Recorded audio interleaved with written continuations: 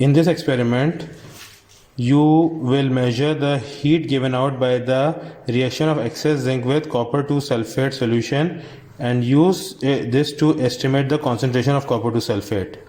Now we are given Fa4 and Fa5. Fa4 is powdered zinc and Fa5 is aqueous copper 2 sulfate. Copper 2 sulfate solution is blue in color and zinc powder has this appearance, as you can see. Now the method says support the plastic cup in a 250 cm cube beaker. This is the polystyrene cup that we have. Support this in a 250 cm cube beaker. Use a 50 cm cube measuring cylinder to transfer 40 cm cube of F5 into the plastic cup. Measure and record the initial temperature of the solution in the plastic cup. We have been provided with a thermometer. Start the stopwatch. Measure and record the temperature of the solution every 30 seconds up to and including the temperature at 2 minutes. Stir the solution frequently. At time t equals 2.5 minutes, add all the powdered zinc and to the solution in the plastic cup and stir the mixture. Record the temperature every 30 seconds from t equals 3 minutes up to and including t equals 9 minutes. Stir the solution constantly. This is the table we would be requiring for this experiment. Now let's proceed with the experiment. It says transfer 40 cm cube F5 into the plastic cup.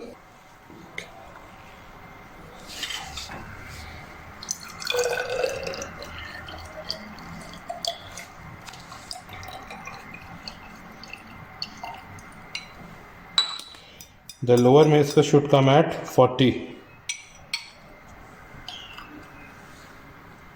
As you can see, the lower meniscus here is at 40. Now we transfer this copper sulfate solution into the plastic cup.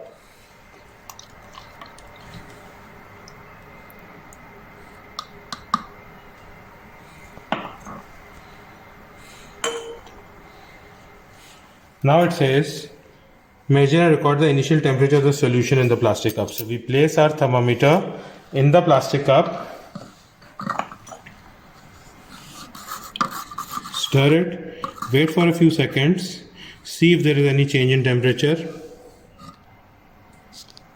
and record the temperature at 31 degrees Celsius.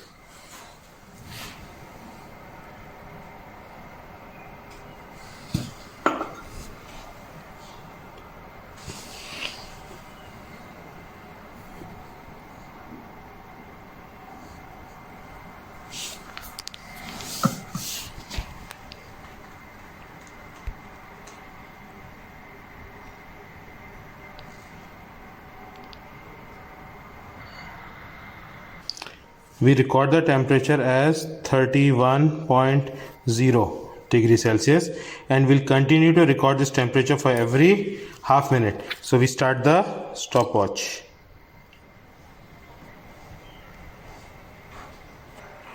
So at 30 seconds, the temperature reading is still 31 because this is the room temperature. We will continue recording this temperature up till 2 minutes. We have reached 2 minutes and the temperature continues to stay at 31 degrees Celsius. Now at 2.5 minutes we will add the zinc powder. So let's prepare for that. This is our zinc powder and at exactly 2.5 minutes we are going to add the zinc powder into the copper sulfate solution. At 2.5 minutes now we are adding the zinc powder into the copper sulfate solution and we are stirring.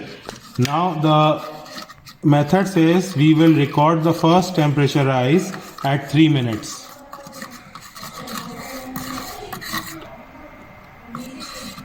It's 3 minutes. The temperature is at 43. We will record that in our table. Now the temperature will continue to increase.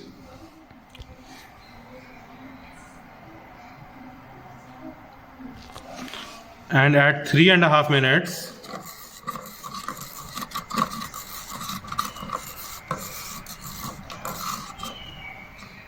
the temperature is at 44. So we will record that. We will continue recording temperature at every half-minute intervals. At exactly 4 minutes, the temperature is now at 45. So we will record that. Now at 4 minutes 30 seconds, the temperature stays at, but rather increases to 46. So we will record that.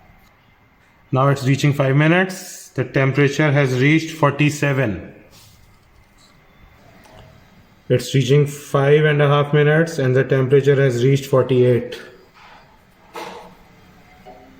Okay, approaching 6 minutes and the temperature is at 48. No, it has reached 49 now.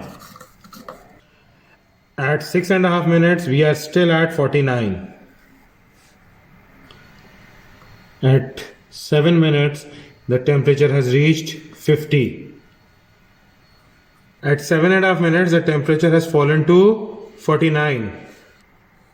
Now we have reached 8-minute mark and the temperature is at 48.5. At 8.5 minutes, the temperature has fallen to 46.5. At exactly 9 minutes, the temperature has reached 46.